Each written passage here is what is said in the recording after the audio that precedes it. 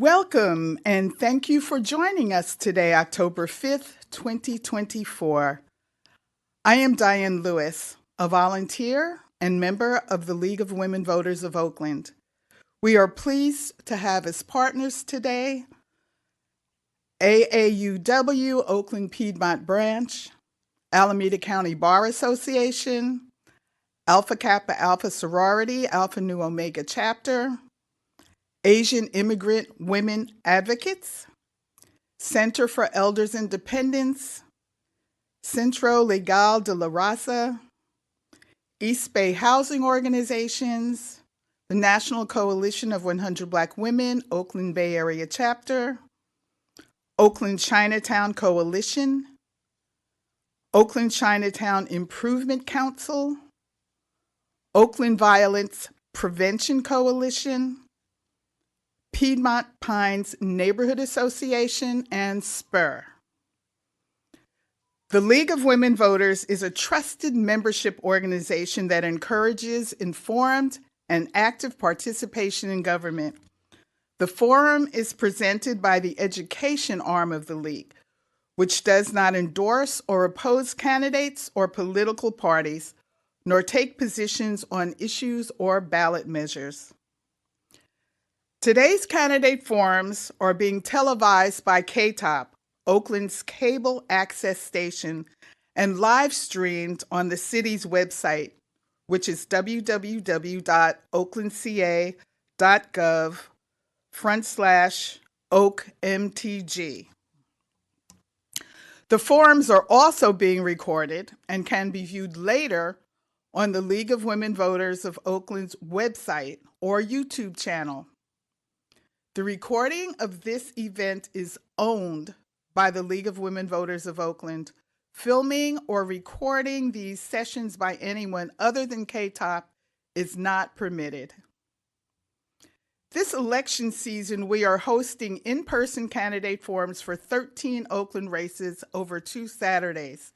The first was on September 21st, and today is the final forum. We're glad that you could join us. This session is for the position of school board member for District 7 of the Oakland Unified School District. There will be 2 candidates listed on your November 5th ballot for this position. They are Clifford Thompson and Dominic Ware. The candidates participating today met the criteria for participation according to our protocols and ground rules, which you can find on the table outside for reference. Here is our process for this forum. The speaking order has been randomly assigned. Each candidate will have 1.5 minutes for opening remarks and 1.5 minutes to respond to each question. If there is a lightning round, those answers will be limited to yes or no answers. The timekeeper will signal candidates when there are 30 seconds remaining and when to stop. As moderator, I may verbally give these prompts as well. There will be no separate rebuttals. However, the candidates may choose to use some of their 1.5 minutes to rebut the response given by the other candidate. Following the questions, each candidate shall have 1 minute for a closing statement in reverse order from the opening statements. Questions for this forum have been prepared in advance by the League of Women Voters and our partners. We will also take questions from the audience. If you in the audience would like to ask a question, raise your hand, and one of our volunteers will give you an index card to write the question on. Please keep your questions succinct and directed to both candidates, not individual candidates. We will try and include as many of your questions as time allows. Before we begin, candidates, in order to be heard on KTOP's broadcast, you will need to turn on your mic by pushing the on button in front of you and speaking directly into your microphone. When you are done speaking, please be sure to return your mic to the off position. Now, let's begin with our first candidate, who will be Clifford Thompson. Your opening statement, Mr. Thompson. First of all, thank you for inviting me to participate in this session. I'm extremely excited to be here, and as I want to give an opening statement, I think about my longevity in education. I have in excess of 40 years as a teacher on special assignment, an assistant principal, a coordinator of secondary education at the county level, and also 16 years of experience as a college professor. As the head of the department, I was the chair of the leadership department in college. So I understand the trajectory that all of our kids have to have in order to be successful at the college level. I've gone back into the classroom to teach, where I've been for 7 years now, and I have one of the highest rates of academic performance in my entire district. If you disaggregate the data of my students, you will find out that 50% of my students, after only one person coming reading on grade level, 50% left at the grade level of reading and also in mathematics. And I did that in only 8 months. I am a union member, a card-carrying member, and have been for 45 years. I'm presently a union member of UTR, which is United Teachers of Richmond, also our state, and also our national, NEA. Thank you very much. Mr. Ware. Likewise, want to thank you for hosting this conversation. I really think it's very important. My name is Dominic Ware. I'm a proud parent of two current OUSD students. My 2-year-old is definitely going to OUSD, coming from a family of 6 generations of committed citizens to this community over in Brookfield Village, specifically in District 7. I have extensive experience working throughout the community. I have about 10 plus years working with unions, organizing on the level of the low-wage workers with the Walmart workers, all the way up to organizing at the state level with the fast food workers to demand a $15 livable wage. I've been doing that type of work. Also has led me to start a cooperative organization where we focus on cooperative history, cooperative business development, and cooperative thought, and apply it culturally to teach people how to work together collaboratively. This is the skills that I bring to this position.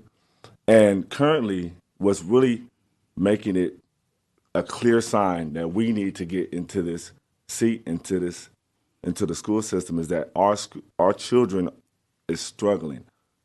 The average student is feeling unsafe and unsecure on campus. The average teacher is feeling unsupported and unsure on campus, and it's leading to a detriment of the generation.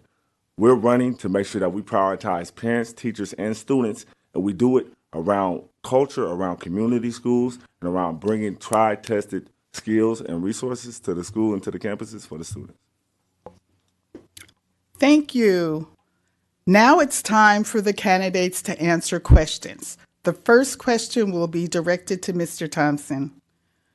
What experience do you have working collaboratively with constituents or the community?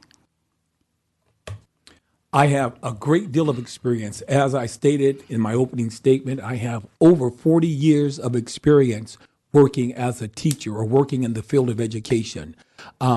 Without saying the exact schools, there is a school in East Oakland where I have worked not only as a teacher, but also a teacher on special assignment where I taught computers and computer literacy. I've also worked with the East Oakland community in creating a tutorial program that helped the entire community to access academic growth that will help them at the school that they are attending. I have also worked in coordinating with the East Oakland area, actually coordinating a mentorship program. And then that also extended to the juvenile hall system, the juvenile justice system, where I actually created a mentorship program or participated in a mentorship program and did that for over 25 years. I was a mentor to students who have been incarcerated for a variety of reasons. Thank you very much. Mr. Ware, the same question. I can repeat it if you'd like. Please. What experience do you have working collaboratively with constituents or a community? Well, specifically with constituents, we've been working at Brookfield Elementary, which is a school that my kids go to really fight against and really understand the school closure method. As a parent, I was concerned finding out that my school that my children go to and love so dearly was in trouble of being closed. So doing the work and organizing other parents, organizing teachers, we were able to actually resolve that issue, find creative ways to bring in funding, and actually save the school to where now, even working with the current board, the school is elected to be the first school in OUSD history to go through a redesign process where the community is coming together to really redesign and rethink what can education be, what can our schools, how can we make OUSD the best educational system in the state? And that's what we're standing on. Also standing on my 10 years, almost 15 years of working in the community. I am a director of education for my organization called Repair Nations. And we've been doing a work-based learning program for the past 3 years where we teach. It's a paid working program where people come earn to learn. And we've been doing that to really hit home. We have people, the poverty level on our campuses is atrocious. People are going to campuses starving and not having no resources to return home with. So we're making sure, at least in the community, we're able to meet the children where they are and young adults be able to compensate them for learning and going to earn as you learn. So the work speaks for itself, and we're going to keep doing that work. The next question, we'll start with you, Mr. Ware. It is OUSD projects continuing large budget shortfalls. How do you prioritize different ways of managing this? Well, I'm new to the board, as you all know, having my own business, being a father of 3, and being a co-founder of an organization that have managed over $1 million the past 2 fiscal years. I'm just learning about creative ways to bring in funding.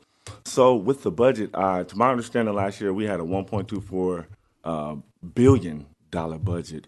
I'm still learning how are we coming up close to $200 million that's accounted for, and actually we're behind on. So one thing that we want to do through this campaign and bring in creative solutions. We want to lean in within the community to kind of minimize our expenses because we have experts. We have community leaders that's right around the corner that will come and provide a service, come to the school, either at a market rate or at a reduced rate because they're doing a service for the community. But once again, we don't have anyone on the board that's doing that work or open to do that work. So what this campaign is going to be prioritizing. As I learn more about the budget, I get more and more concerned. We also think that if it comes to it, we need to make sure we have an audit. We need to make sure that we track the expenses going in and how creative. And we keep dropping. It's another grant. OUSD done lost. We really need to get it straight because our children are suffering because of our lack of accountability and follow through with the funding. Mr. Thompson, same question. Yes. First of all, you have to understand that when budgets are created, budgets have to be created in terms of restricted funds and unrestricted funds. That's the first thing. Anytime you have unrestricted funds, then of course they can be used in any purpose. If you have restricted funds, they have to be used for whatever is actually stated that they're to be used for. OUSD receives a great deal of money, but it's in those 2 buckets, restricted and unrestricted funds. What I have pledged to OUSD and all of my constituents is that number 2, of course, understanding the difference between the 2, number 1. Number 2, making sure budget cuts are kept as far from the classroom as possible. And you can check the record. I co-authored a resolution in order to increase the reading grades and also the math grades or scores of our students. And so that's where I want to prioritize all of our efforts to make sure that the classroom is getting as much as it needs in order to cause the growth of all of our kids academically. Thank you. Next question, we will begin with you, Mr. Thompson. Ensuring strong readers by 3rd grade is a priority in OUSD and is part of the district's 3-year strategic plan. Which approaches are showing the most promise?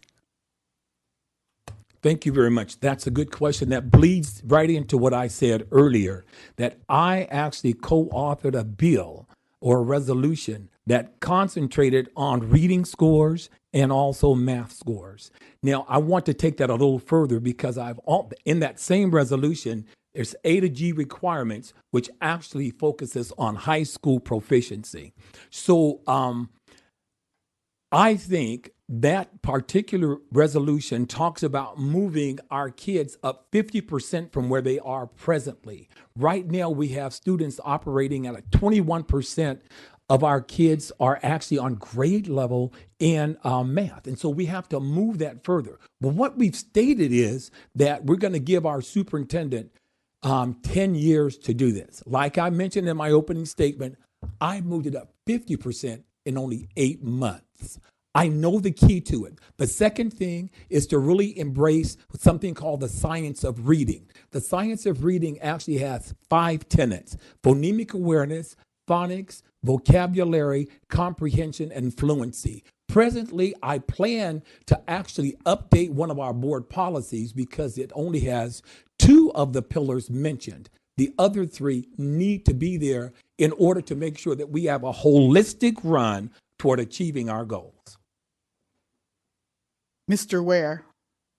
Would you mind repeating the question? Certainly.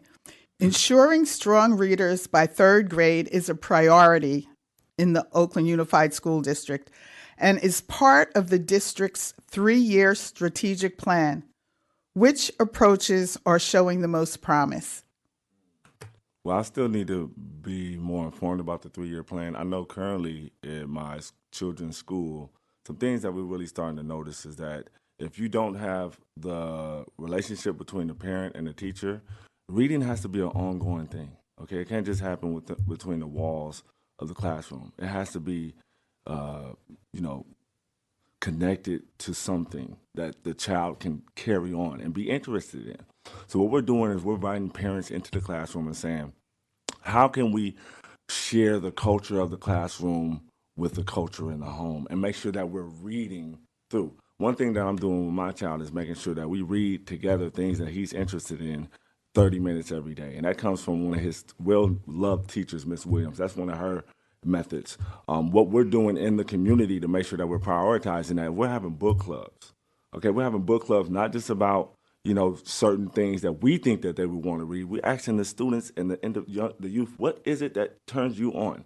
What is it that I like? Goosebumps, okay? I learned how to read at an above average level because I was given access to something that turned me on, and I would just go read it like candy. We need to make sure that we're meeting the children where they are, and I'm sorry we have left them behind, and they have left us in some cases, and we need to be able to get in front of them with love and compassion and make sure we direct them in the best way to be the most successful that they can be. The next question will start with you, Mr. Ware. How would you work with all stakeholders on the school closures and mergers issue? This is something dear to my heart and the heart of the community. It's like coming into your home and telling you, hey, you need to turn off that light bill. You need to make sure that you don't go grocery shopping that week. You're coming into somebody's space, a community, and telling them that they need to shut down a school. When it happened to us, it was very traumatizing because Brookfield isn't just a building. Okay, it isn't just, it's an institution, it's a safe space for these communities. A lot of people come there, a lot of kids don't have food at home and they come to the classroom to get some food and socialize. So what we plan to do is what we're already doing. We're making sure that we go, and I don't like this whole charter school, public school thing. We're making sure we don't want to segregate education. Okay, we went through that. We know what that does. We need to unify around education to make sure we're supporting our students and supporting the communities, and we're prioritizing green neighborhood schools. We're making sure that we bring in the leaders, we bring in the politicians, and we bring in the students and the parents and the teachers, and we have town halls, we have discussions. There's a discussion going on in my community right now. I chose to be here because I'm so humble, and the community understands that. But you have to be willing to do overtime work if we're talking about representing district. And that's what we're currently doing. And you have to be able to sit down and take criticism, but also come at it from a humane space of not necessarily knowing where they're coming from, but having a compassion for where they're coming from and trying to find a reasonable solution for that immediate community. And that's what we're going to do when it comes to school closures and other communities. Mr. Thompson, would you like me to repeat the question, or? I think I remember you. Okay. It's about school closures. Yes. There are two specific things that I have chosen to do, and I think it's really important. And also, but one of those two things happen to be something that's at the board level. That's AB 1912. AB 1912 actually says that there are certain, there are 9 equity measures that have been proposed by the state that you have to embrace. What we have done at Oakland Unified School District, we have involved individuals and we have come up with 5 additional ones, which takes us to 14 altogether. So whenever there is talk of a closure, a merger, a consolidation, we have to enact all 14 of these measures that are proposed by AB 1912, the 9 plus the additional 5 that we have actually come up with. The second thing is to make sure that everyone has a voice at the table. We have to understand that we have to hear from everyone in order to get a holistic understanding of how it's going to affect those who are involved in the school closure, school merger, or school consolidation. So those are the 2 things that I want to focus on, have been focusing on, and will continue to focus on. That's AB 1912, and also a voice for every community member at the table. This next question will be the last one so that we may end on time, and we will direct it first to Mr. Thompson. About 25% of Oakland Public School students attend charter schools. What are your thoughts on charter school renewals and school choice? That's a very good question, a very complex question, because number one, if you will allow me to please raise it just a little higher, I'm going to go instead of school choice because it's charter school and district public school. There's no need to look at it from a binary perspective. What we need to look at is what type of education is provided for our kids. All too often, our marginalized kids are the recipients of a lesser education.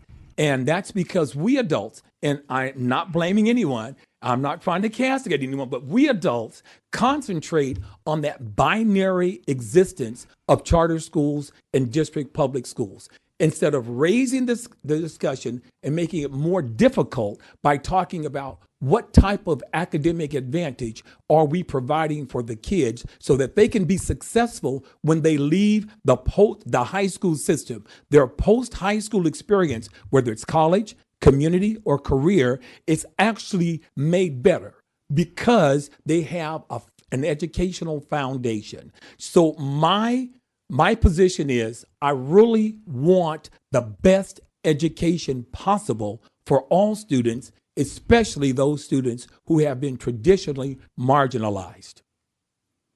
Mr. Ware, I will repeat the question. About 25% of Oakland Public School students attend charter schools. What are your thoughts on charter school renewals and school choice? Like I said it before, and I'll say it again. The community knows what the community needs. This divisive method of trying to divide charter schools and public schools, we need to, have common sense to understand that it's doing nothing but harming our students. I was at Castlemont the other day. We go to Castlemont. We go to Lisa High School in District 7 once a week to educate them. Once again, students are able to vote this year for the 16-year-olds for the first time. That's beautiful. But what we're finding out is that they're being told not to communicate with one another, okay? Like there's this type of, what's the word I'm looking for? Rivalry that has trickled down to the students, and it needs to stop. We need to understand it's not about charter or public, it's about the students. And I do agree with my brother on that. We need to make sure we prioritize what type of education are they receiving. We want to make sure that they receive the best education. And we've surveyed campuses, charter school parents, and we talked to public school parents.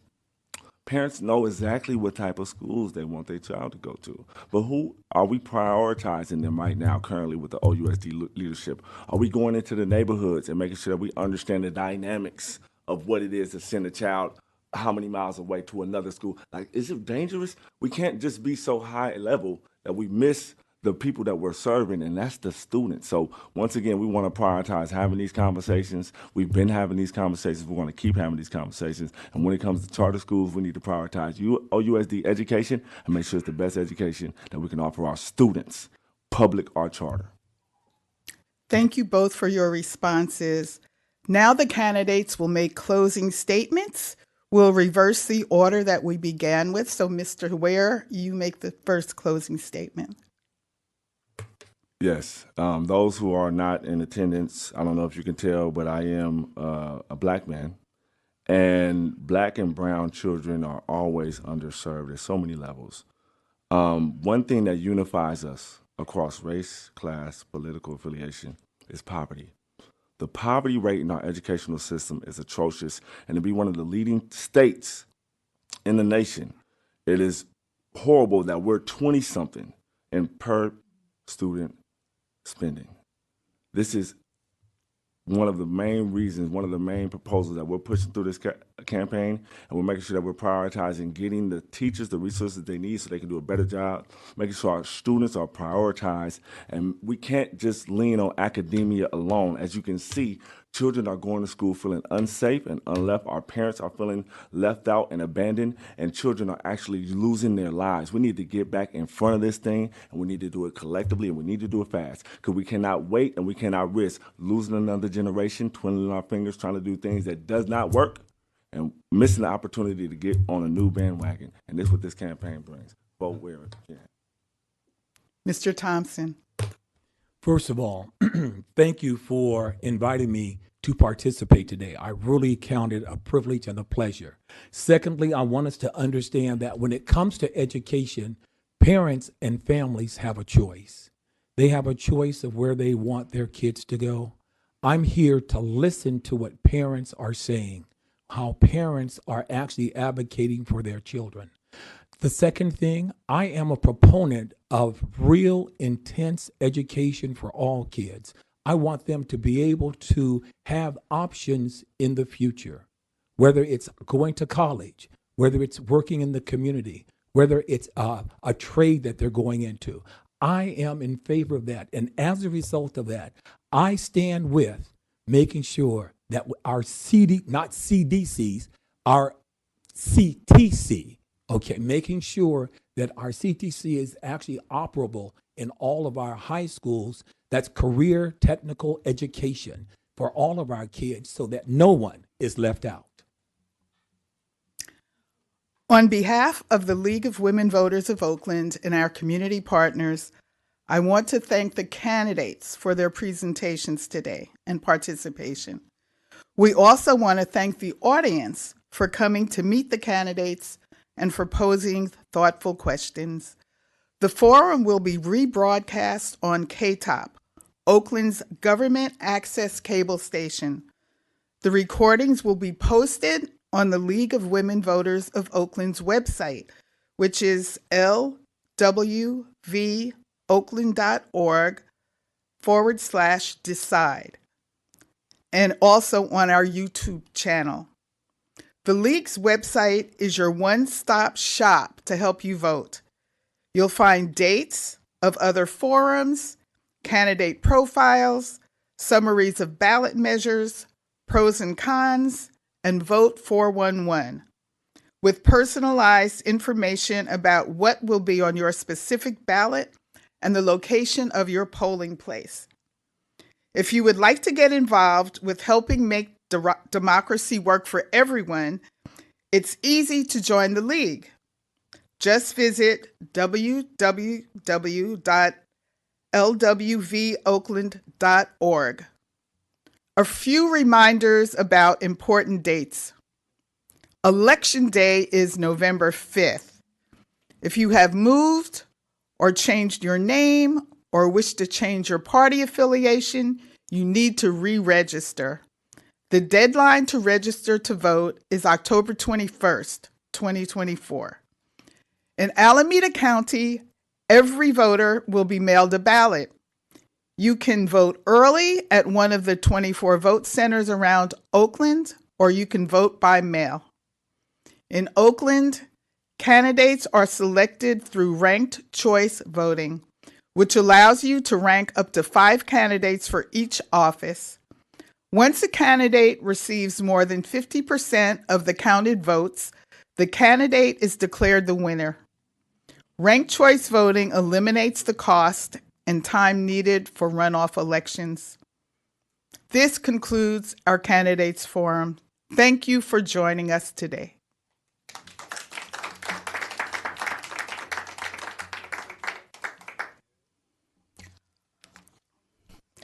Excuse me, I should have asked you, could you take a picture of?